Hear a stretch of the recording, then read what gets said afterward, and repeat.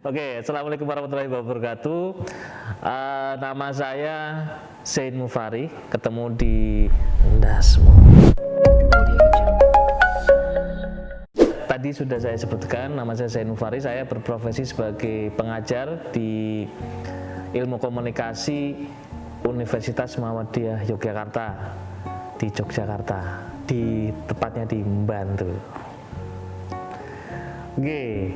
Untuk kesempatan kali ini karena saya adalah pengajar di ilmu komunikasi, saya ingin memperkenalkan ilmu komunikasi gitu ya. Jadi bagi teman-teman yang tertarik kuliah di komunikasi, sebenarnya apa sih yang dipelajari dan sebagainya. Di ilmu komunikasi itu pada dasarnya banyak yang menangkap bahwa anak komunikasi itu belajarnya tentang broadcasting gitu ya, tentang iklan, tentang jurnalistik dan sebagainya.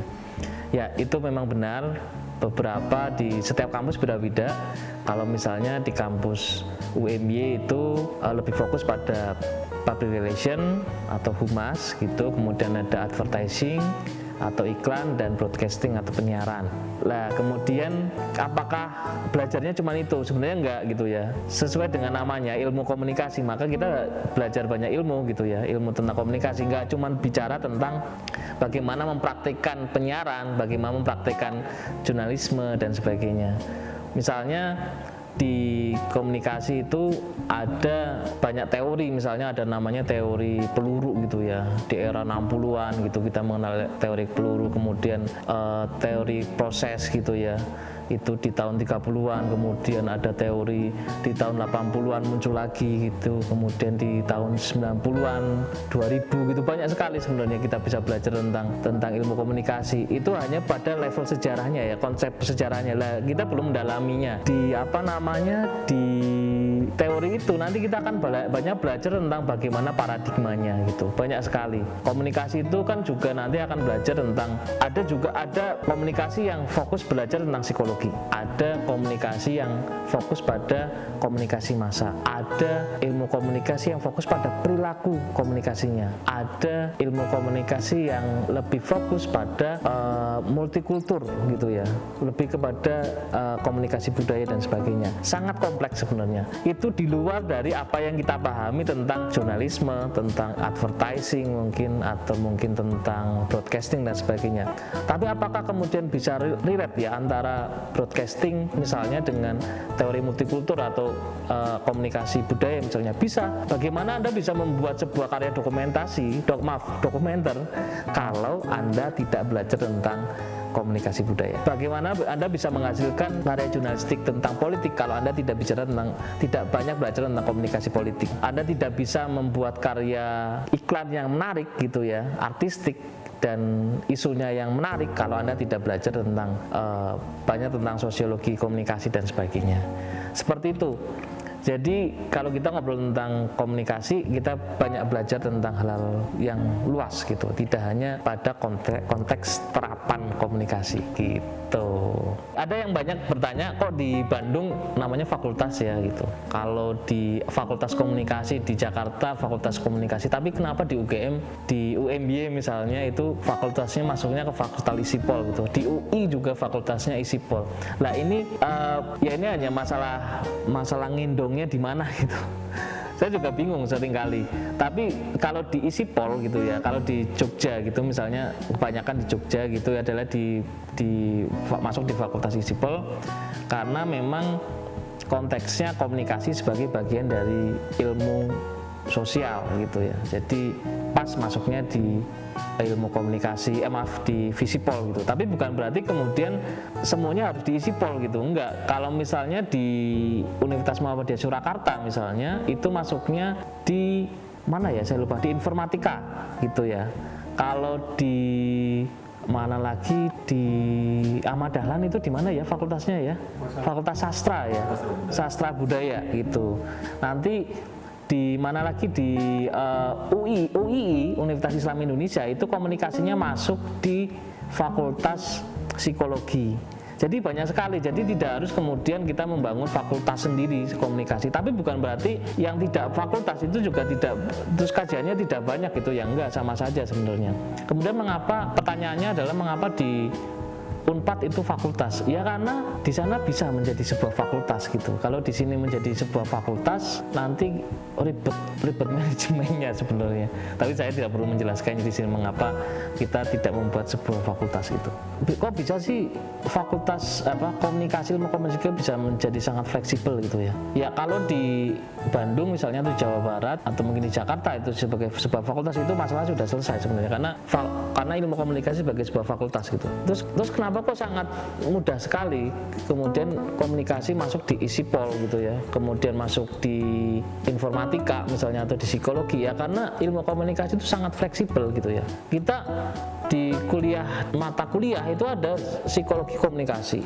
Kita banyak mengambil dari ilmu psikologi gitu.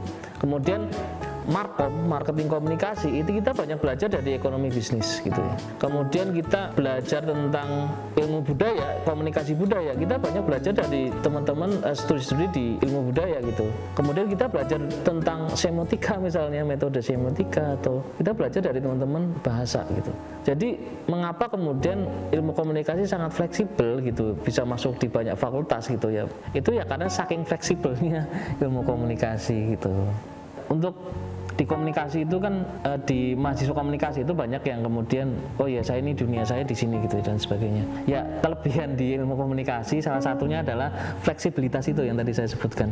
Fleksibilitas itu mungkin bagi sebagian orang mereka tidak terjebak pada saya nanti outputnya saya mau jadi profesinya mau jadi apa gitu, enggak, tapi kemampuan saya itu apa? Misalnya kemampuan menulis gitu ya.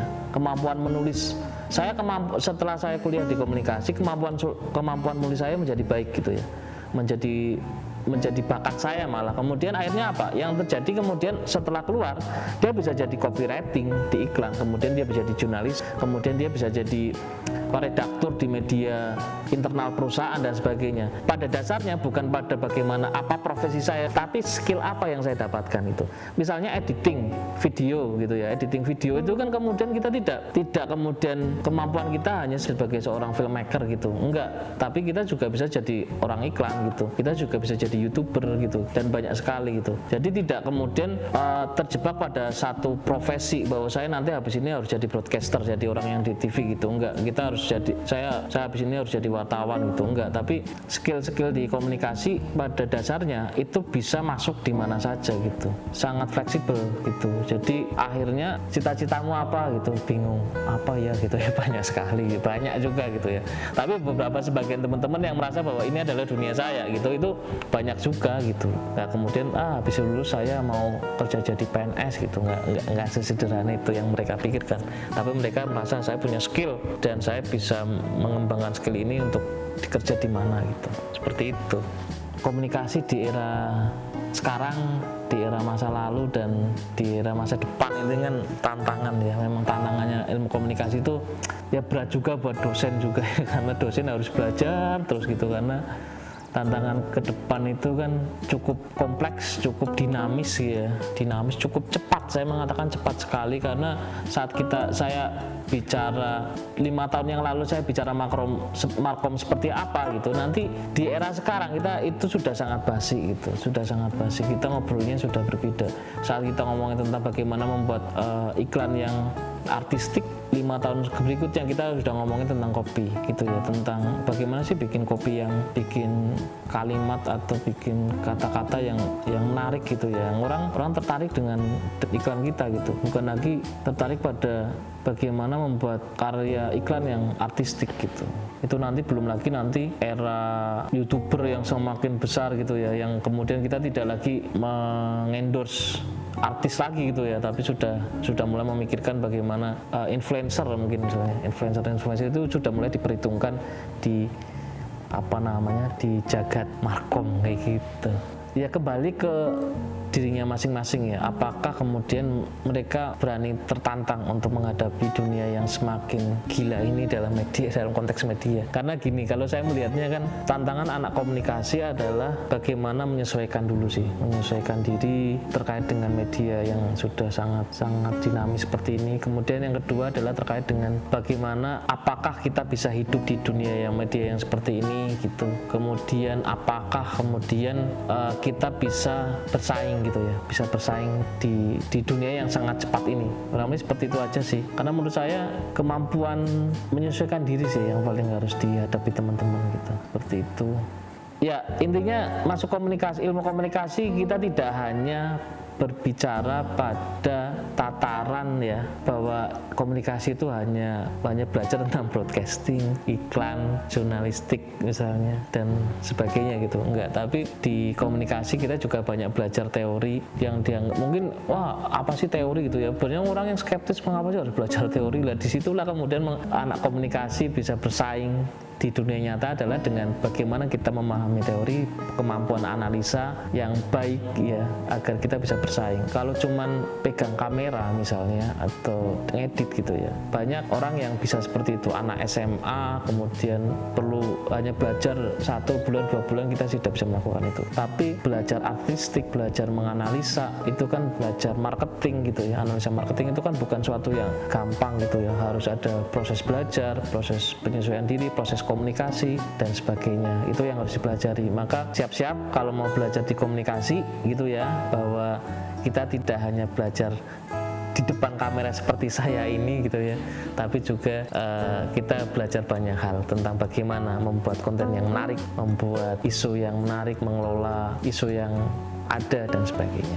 Mungkin demikian saja, saya tutup. Ketemu di video-video selanjutnya di channel Endasmu gitu. Terima kasih. Assalamualaikum warahmatullahi wabarakatuh.